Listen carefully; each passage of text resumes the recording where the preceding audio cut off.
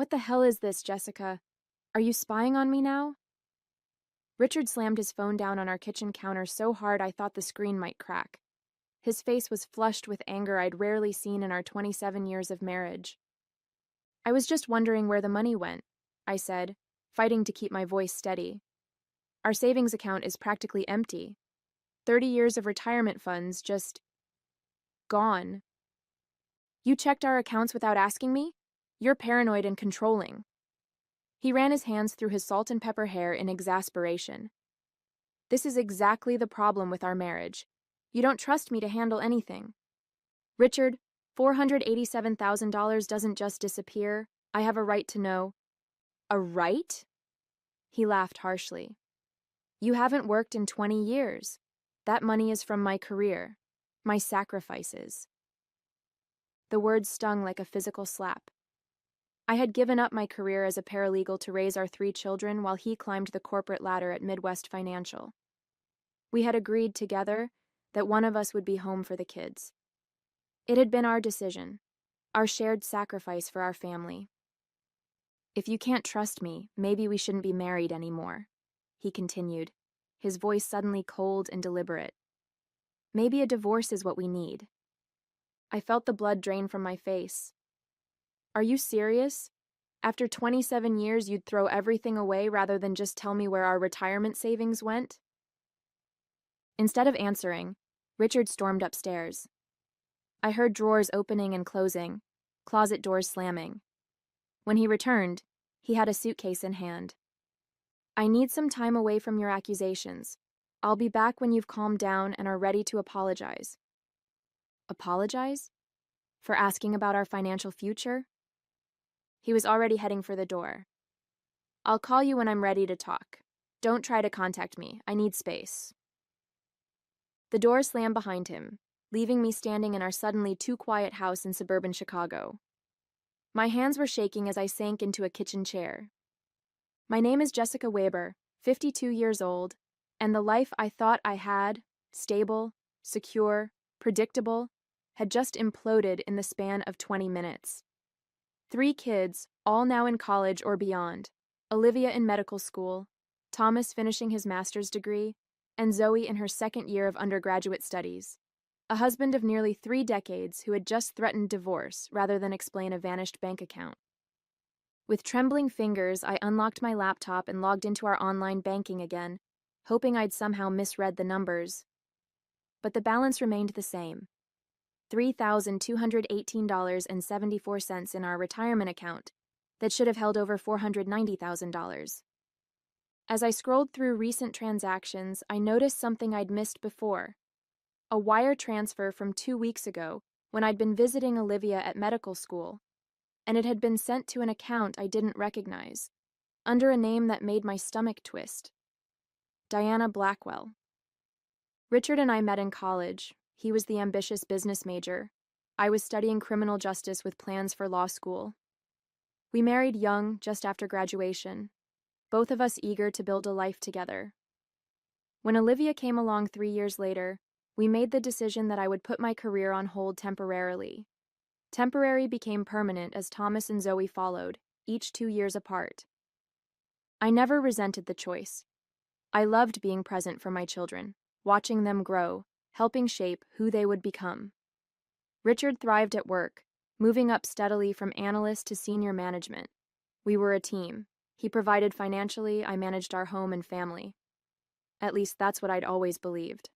Our marriage wasn't perfect, but whose is?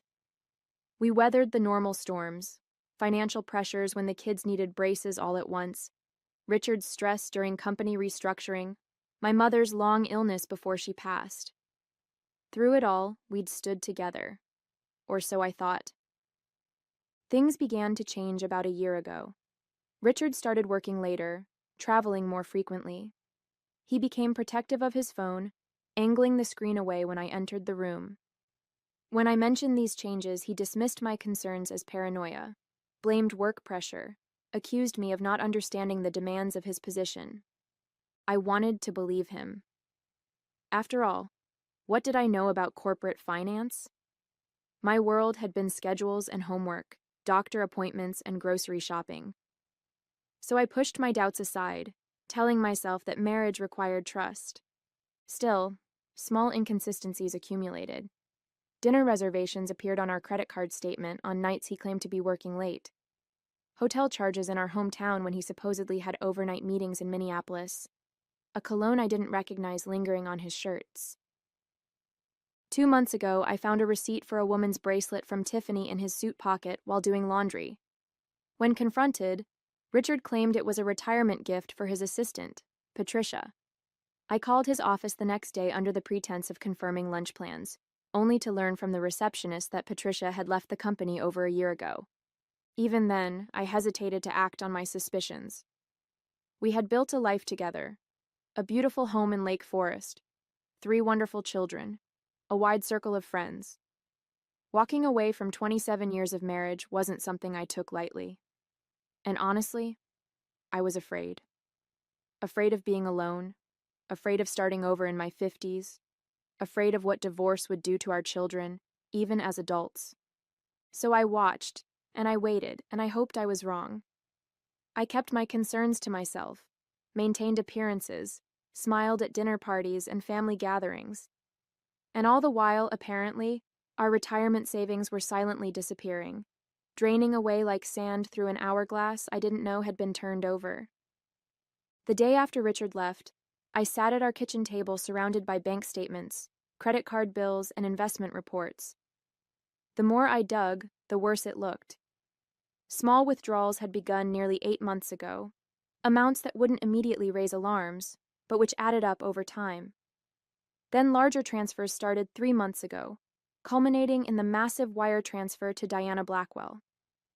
I Googled the name, but nothing significant appeared.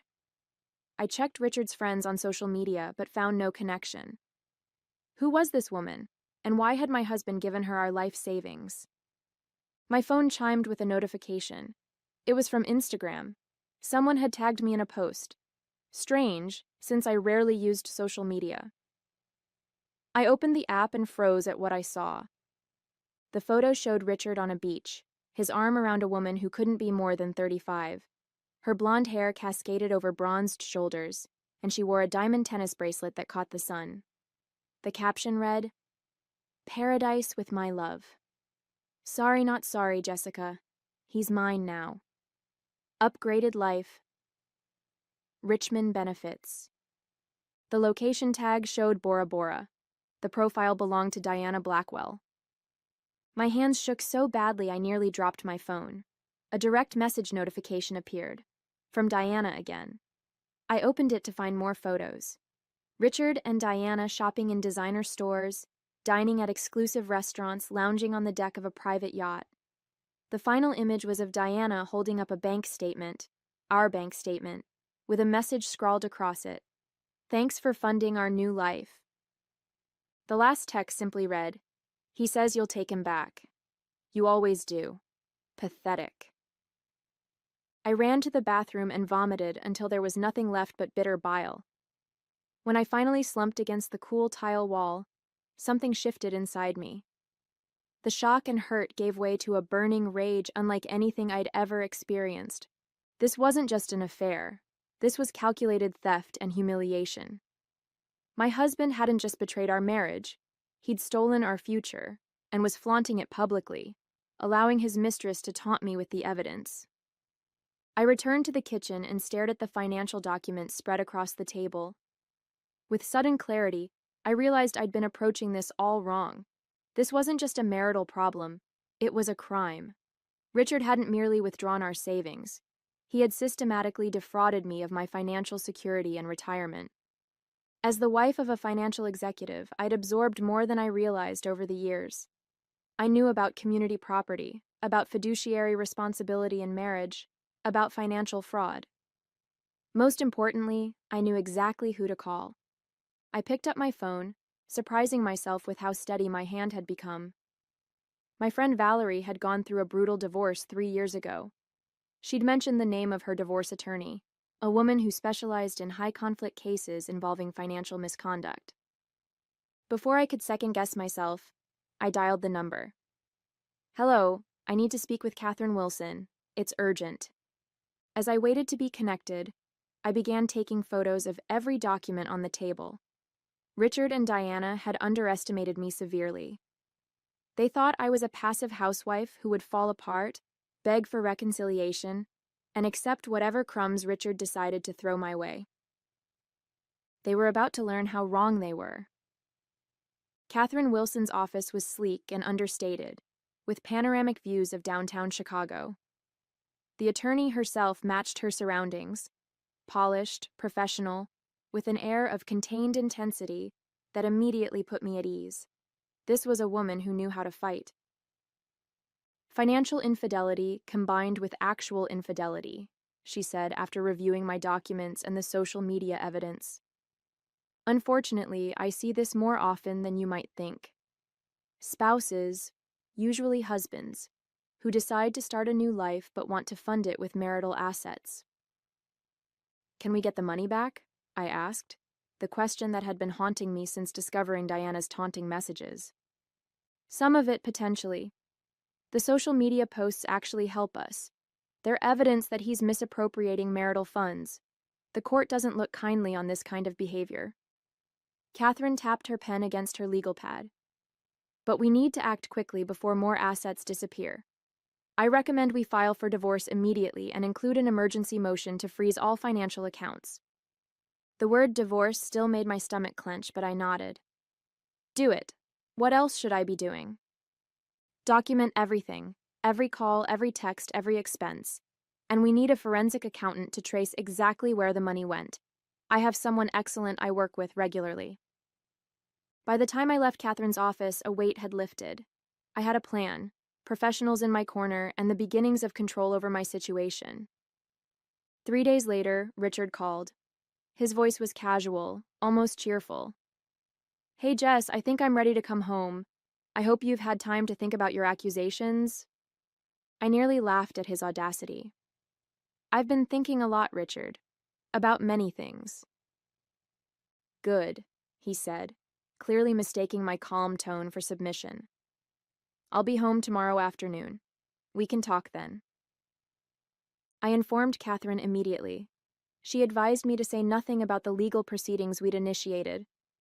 Let him come home thinking everything is normal.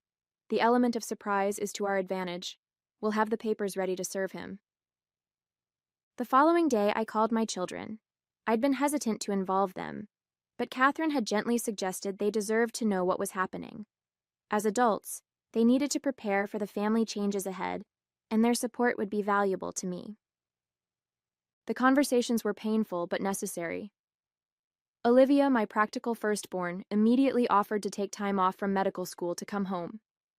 Thomas, always the peacemaker, struggled to reconcile the father he knew with the man who had stolen his mother's financial security. Zoe, my youngest and most emotional, broke down in tears before her shock transformed to anger. He's been posting pictures with that woman for months, she admitted through sobs. I saw them on Instagram but convinced myself it was someone who just looked like Dad. I didn't want to worry you with something I wasn't sure about. This revelation hit me like a physical blow. The betrayal had been happening in plain sight, visible to my own daughter, while I'd been willfully blind. I'm coming home, Zoe insisted. Thomas, too. We already talked about it. No, honey. Stay at school. Focus on your studies. This is my battle to fight.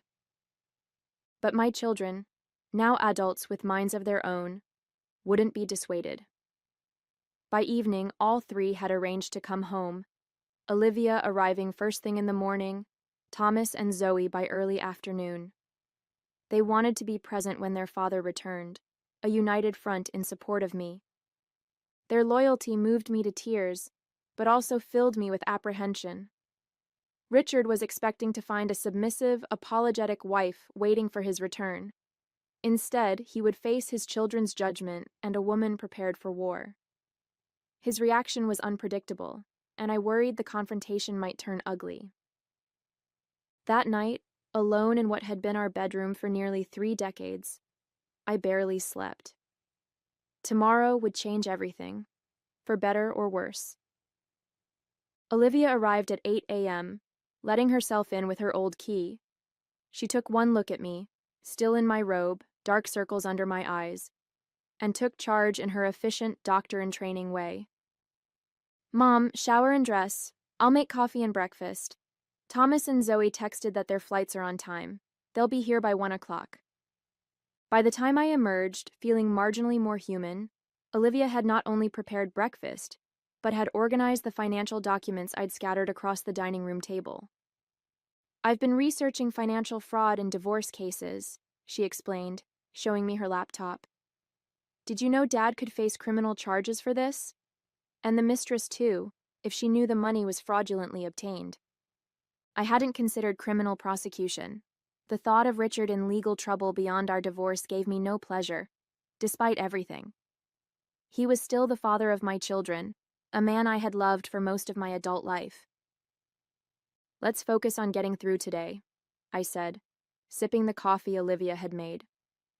Catherine called mid-morning to confirm our plan. Her associate would arrive with the divorce papers shortly before Richard was expected. The forensic accountant had already traced significant portions of the missing money to accounts in Diana's name and to a recently formed LLC registered in Wyoming, a state known for its corporate privacy laws. "The LLC is the smoking gun," Catherine explained. "It was created 3 months ago with Richard as the sole member. Nearly $200,000 has been transferred there. This wasn't a crime of passion, Jessica. He's been planning this for months." The revelation sent a chill through me. While I'd been planning our anniversary trip, scheduling dental appointments, and managing our household, my husband had been systematically preparing to abandon me and steal our retirement. Thomas and Zoe arrived together, having coordinated their flights to meet in Denver. Seeing my 3 children in our family home, united in their support, filled me with a complicated mix of emotions. Gratitude for their loyalty, but profound sadness that we were gathered for such a painful reason. "What's the plan, Mom?" Thomas asked, his expression serious. At 24, he looked so much like Richard at that age that it made my heart ache. Before I could answer, my phone buzzed with a text from Richard. "Flight landed. Be home in an hour. Looking forward to putting this behind us." I showed the message to my children and Catherine's associate, Elise, who had arrived with the divorce papers. We quickly formulated a strategy. The children would wait upstairs initially. I wanted to confront Richard myself first, without using the kids as a shield. Once the papers were served, they would join us. As the appointed hour approached, another text arrived, but not from Richard. It was Diana, sending more photos of their vacation and a message that made my blood boil. "He's stopping by to pick up more cash and his golf clubs. Don't embarrass yourself by begging." It's pathetic watching an old woman grovel. I handed my phone to Elise, who documented everything for our case file, but the message revealed something important. Richard wasn't coming home to reconcile. He was coming to collect valuables before disappearing again. Just as this realization hit me, the sound of a key in the front door announced Richard's arrival. I took a deep breath, straightened my shoulders, and prepared to face the man who had betrayed me in every possible way. He walked in with the confident swagger of a man who believed he held all the power, suitcase in hand from his trip. His smile faltered only slightly when he saw me sitting calmly at the dining room table, Elise beside me with a folder of documents. "Jessica, what's this? Who is this person?" The moment of truth had arrived, and I was finally ready. "This is Elise Rodriguez from Wilson Family Law," I said, my voice steadier than I expected. "She's here on my behalf." Richard's expression shifted from confusion to anger. "You called a lawyer? Jesus, Jessica, that's completely unnecessary. I told you we needed to talk." "Yes, we do," I agreed. "About the $487,000 you transferred out of our retirement accounts.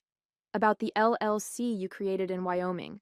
About your girlfriend Diana, who's been kind enough to document your spending habits on social media." The color drained from Richard's face. "You've been spying on me? Going through my private financial matters?" "They're not your private financial matters, Richard. They're our marital assets. Assets you've been systematically stealing for the past 8 months. Elise slid the divorce petition across the table. "Mr. Weber, consider yourself served." These documents include an emergency motion to freeze all remaining marital assets, which has already been granted by the court. Richard's composure cracked. You can't do this. You have no right. She has every right, came Olivia's voice as my 3 children descended the stairs. The court seemed particularly interested in Diana Blackwell's social media posts, Dad. The ones showing you spending Mom's retirement money. Richard's eyes darted between the 4 of us, a cornered animal calculating escape routes. This is ridiculous. A misunderstanding. The money is for investment opportunities. Completely legitimate. I was going to surprise Jessica with, Please don't lie to us anymore, Thomas interrupted, his voice thick with emotion. We've seen the photos, the messages. We know what you've been doing. And who you've been doing it with, Zoe added bitterly. Richard's shock at seeing his children quickly morphed to fury. He turned on me, jabbing a finger in my direction. You turned my own kids against me? This is low, Jessica, even for you. Did you tell them how controlling you've been? How you've suffocated me for years? We can see who you really are now, Dad, Olivia said quietly. Mom didn't have to say anything. Richard's phone buzzed. He glanced at it, and I knew instinctively it was Diana, probably wondering why he hadn't yet returned with whatever valuables they'd planned to take. I understand everything now, I said, rising from my chair. You're not here to reconcile. You're here to gather more assets before disappearing with Diana. Your text said you were looking forward to putting this behind us, but you meant escaping consequences, not repairing our marriage. For a moment, Richard looked genuinely confused. My text? I didn't... He stopped abruptly, something clicking into place. Diana sent that from my phone. This minor admission, the first honest thing he'd said since arriving, hung in the air between us. You need to leave, I said, keeping my voice level. Your credit cards have been frozen. The court has ordered that you not remove any personal items of significant value from the house. You can take clothing and toiletries. Everything else stays until we have a full accounting. This is my house, too. You can't just... Actually, she can, Elise interjected. The emergency order grants Mrs. Weber exclusive use of the marital residence pending further court proceedings. Richard looked from face to face, searching for an ally and finding none. His shoulders slumped momentarily before he straightened, his expression hardening. Fine. You want a fight? You'll get one. I have access to the best attorneys in Chicago. When this is over, you'll be lucky if I leave you the furniture. As he stormed upstairs to collect his belongings, Zoe began to cry softly. Thomas put his arm around her shoulders, and Olivia moved to my side, gripping my hand. He's bluffing, Elise whispered. His assets are frozen. He can't afford the best attorneys in Chicago right now. I nodded, but Richard's threat had struck a nerve. He was desperate and angry, a dangerous combination. In my years as a paralegal and through friends' divorce experiences, I'd seen how ugly these situations could become. Richard had already shown he was willing to steal from me. What else might he do to avoid consequences? This was only the beginning of the battle, and I needed to prepare for whatever came next. 3 weeks later, I sat in Catherine Wilson's conference room surrounded by a team she had assembled. John Patterson, the forensic accountant who had traced Richard's financial maneuvers. Elise Rodriguez, who had become my day-to-day contact at the firm, and Michael Grayson, a specialist in recovering hidden assets. We've located approximately $320,000 of the missing funds, John explained, pointing to his detailed financial report. The Wyoming LLC was the key. Most of the money flowed through there to accounts in Diana Blackwell's name. The good news is that these transfers create a clear paper trail of financial misconduct. Catherine nodded. The judge has ordered the accounts frozen.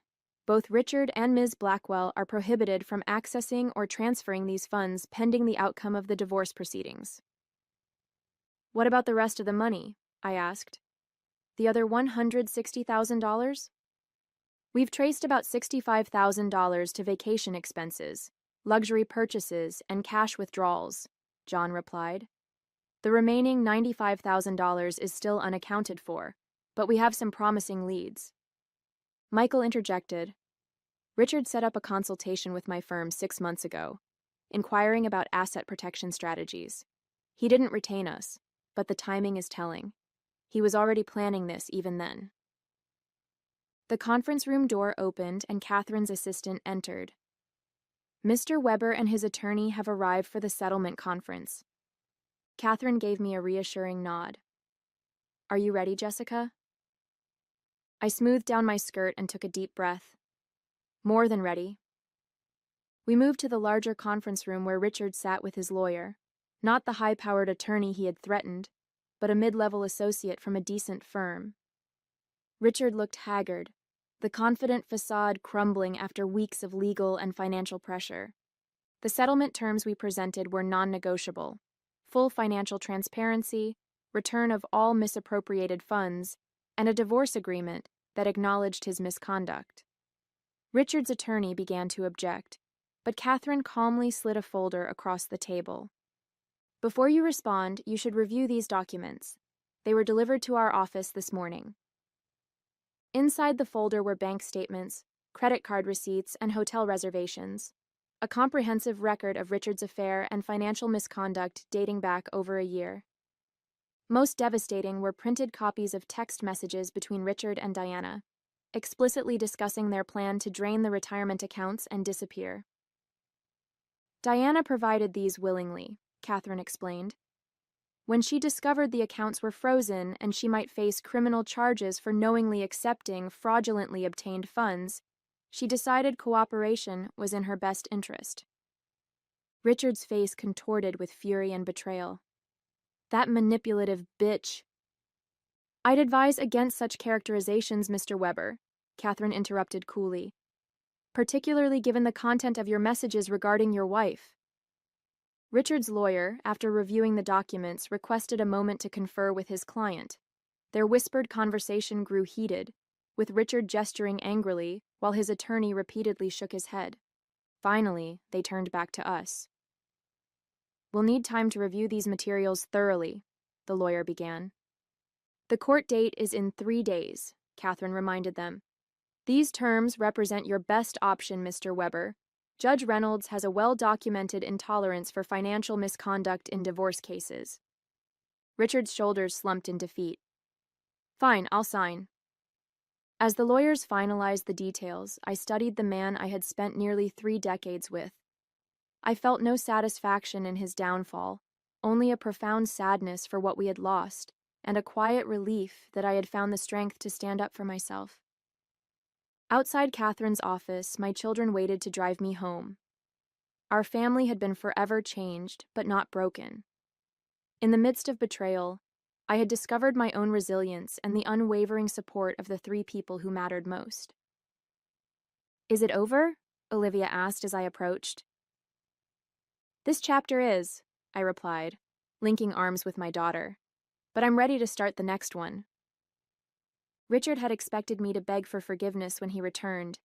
Instead, he learned that sometimes the person you underestimate the most becomes the one you should have feared all along.